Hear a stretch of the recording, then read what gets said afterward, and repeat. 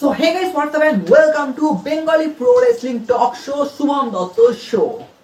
So guys, এই Sunday আছে হচ্ছে সামার স্ল্যাম আর আমরা already road two summer slam শুরু করে দিয়েছি। আর যেখানে সামার স্ল্যামের হোস্ট হচ্ছে দ্য মিস, সেখানে সামার স্ল্যাম হবে অ্যাবসলিউটলি অসাম, নো ডাউট। তো এবারে সামার স্ল্যাম অবভিয়াসলি হাড্ডাহাড্ডি ম্যাচ কার্ড তো রয়েছে। আমরা অলরেডি আগের দুটো এপিসোডে ডিসকাশন করছিলাম বেশ কয়েকটা ম্যাচ কার্ডকে নিয়ে। আর ডেফিনেটলি ভাই কি প্রেডিকশন, কি হতে পারে, কি ধামাকা আসতে পারে, কিছু কি সারপ্রাইজ এলিমেন্ট আসতে পারে, তো সেগুলোকে নিয়ে আমরা সমস্ত কিছুকে নিয়ে পুরো ডিটেলসে ডিসকাশন করেছি। কিন্তু বেশ এই ভিডিওতে আমরা যে ম্যাচ কার্ডটাকে নিয়ে কথা বলবো, যেটার আমরা অপেক্ষায় মানে বলা চলে একদম সেই বছরের শুরু থেকে, মানে বলা উচিত আমরা লাস্ট ইয়ার থেকেই ভাবছিলাম যে সিএম পাঙ্কের ফার্স্ট সিঙ্গেল ম্যাচ, মানে রিটার্নের পরে ফার্স্ট সিঙ্গেল ম্যাচ কার সাথে হবে। হ্যাঁ, আমরা তো ভেবেছিলাম সেথ রলিন্সের সাথে, সে তো মানে পুরো ভেস্তে গেল, আর কিছু বলা নেই। কিন্তু ভাবো মানে সেই পুরো জানুয়ারি সেই সময় থেকে সেই ড্রু ম্যাকিন্টায়ার আর সিএম পাঙ্কের ফেস টু ফেস হওয়ার রয়্যাল রাম্বলের আগে, তারপরে চলেই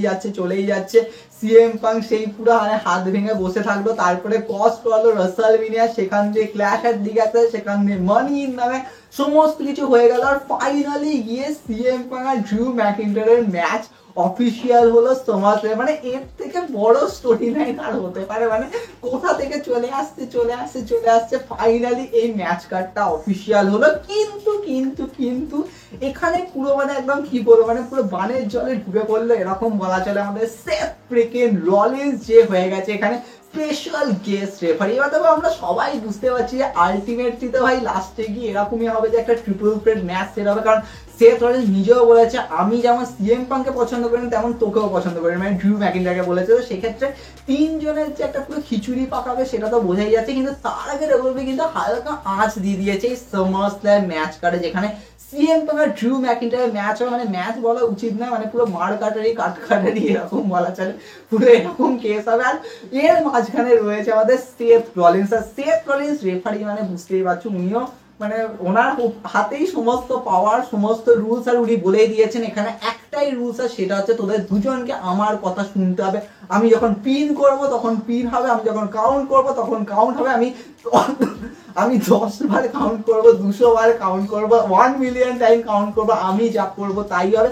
কেউ যদি আমার গায়ে হাত তুলে আমি দেখিয়ে দেবো, এরকম ব্যাপার। তো অবভিয়াসলি বোঝা যাচ্ছে সেথ রলিন্স এখানে পুরো মানে একটা আলাদাই লেভেলে নিয়ে যাবে ভাই ম্যাচ কার্ডটাকে। ডেফিনেটলি প্রচুর ফ্যান্সরা বলছে ভাই এই ম্যাচ কার্ডটাকে তোমরা মেন ইভেন্টে রাখো ভাই, এটা মানে আলাদাই হুলুস নিয়ে যাবে। কিন্তু দেখো যদি আমরা এই ম্যাচ কার্ডটাকে নিয়ে ভাবি যে ভাই এখানে পসিবল আউটকাম কি আসতে পারে, কারণ এটা তো তোমরা বুঝতেই পারছো ভাই এদের তিনজনের পুরো স্টোরি লাইন এগোবে। কিন্তু এখন অব্দি না মানে এরকম রয়েছে সিএম পাঙ্ক আর ড্রু ম্যাকিন্টায়ারের মধ্যেই কিন্তু চলছে। হ্যাঁ, আমরা এটা জানি যে সেথ রলিন্স আর সিএম পাঙ্কের যেহেতু ম্যাচ সেট হওয়ার ছিল রাসেলমেনিয়া, যেটা হয়নি, তো সেক্ষেত্রে সেথ রলিন্স সিএম পাঙ্কেরও স্টোরি লাইন তো ওইভাবে চলবে। আর ড্রু ম্যাকিন্টায়ার সেথ রলিন্সের তো অলরেডি ম্যাচ হয়ে গেছে একবার, মানে অনেকবারই হয়েছে, বাট রাসেলমেনিয়া লাস্ট হয়েছে যেখানে ড্রু ম্যাকিন্টায়ার সেথ রলিন্সকে হারিয়ে ওয়ার্ল্ড ওয়ার চ্যাম্পিয়নশিপ ক্যাপচার করেছিল। তারপরে তো পুরো মেরে গেল, আর কিছু বলার নেই। তো সেক্ষেত্রে এরপরে না সেথ রলিন্সেরও কিন্তু মানে এই স্টোরি লাইনে আসাটা কিন্তু বাকি রয়েছে। সেথ রলিন্স ড্রু ম্যাকিন্টায়ার কিভাবে আবার চলবে ম্যাচ, সিএম পাঙ্কে কিভাবে চলবে ম্যাচ, তো এখানে কিন্তু অনেক কিছু কিন্তু এরপরে লেয়ার আসবে। তাই বলা উচিত এটা কিন্তু অ্যাকচুয়ালি বিগিনিং, মানে জাস্ট ট্রেলারও বলবো, হ্যাঁ ট্রেলারই বলবো, জাস্ট বিগিনিং বলা চলে। তো সেক্ষেত্রে এই ম্যাচ কার্ডটা না মানে অ্যাজ এ এমন আউটকাম দেবে যেটা মনে হবে যে ভাই হ্যাঁ মানে প্রপার নয় যে হ্যাঁ ভাই এটা ক্লিয়ারলি বেরোলো এরকম ব্যাপার। তো সেক্ষেত্রে দেখো আমার যেন মনে হচ্ছে এই যে Seth Rollins as a referee আছে না, তো এখানে একটা মেজর ফ্যাক্টর হবে গাইস এই ম্যাচের এন্ডিং হয়তো নো কন্টেস্টে এন্ড হলে। বা তোমরা অনেকে বলবে নো কন্টেস্ট কি হবে, দেখো এখানে চান্স এরকম হতে পারে যে হয়তো ড্রু ম্যাকিন্টায়ার হয়তো সাডেনলি হয়তো মানে অ্যাক্সিডেন্টালি হয়তো সেথ রলিন্সকে ক্লেমর মেরে দিল, আর তার চক্করে সেথ রলিন্স খেপে গেল, আর তারপরে সেথ রলিন্স সিএম পাঙ্ক আর ড্রু ম্যাকিন্টায়ার দুজনকে স্টম্প মেরে ম্যাচ থেকে বেরিয়ে চলে গেল, মানে পুরো রিং ছেড়ে বেরিয়ে চলে গেল। আর এখানে ডাবল কাউন্ট হলো, 10 কাউন্ট হলো, দুজনে উঠতে পারলো না, সেক্ষেত্রে নো কন্টেস্টে এন্ড হচ্ছে, কোনো ক্লিয়ার উইনার বেরোচ্ছে না। তো এটা একটা পসিবিলিটি হতে পারে। ইভেন এটাও হতে পারে যে সিএম পাঙ্ক হয়তো ভুল করে সেথ রলিন্সকে পিটিয়ে দিল, আর সেথ রলিন্স খেপে গিয়ে দুজনকে পিটিয়ে দিল, আর লাস্টে গিয়ে এরকমই দেখবো যে সেথ রলিন্স বলবে যে কেউই উইনার নয়, তোরা